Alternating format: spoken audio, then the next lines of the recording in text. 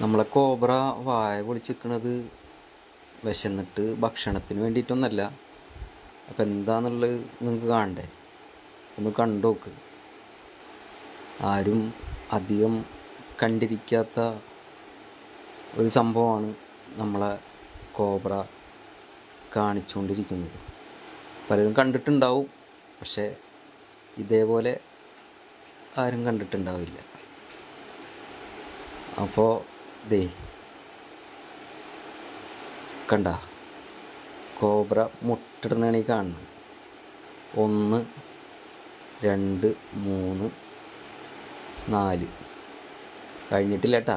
5 6 കഴിഞ്ഞിട്ടില്ലേ. 7 8 8 9 10 11 എന്താ അല്ലേ?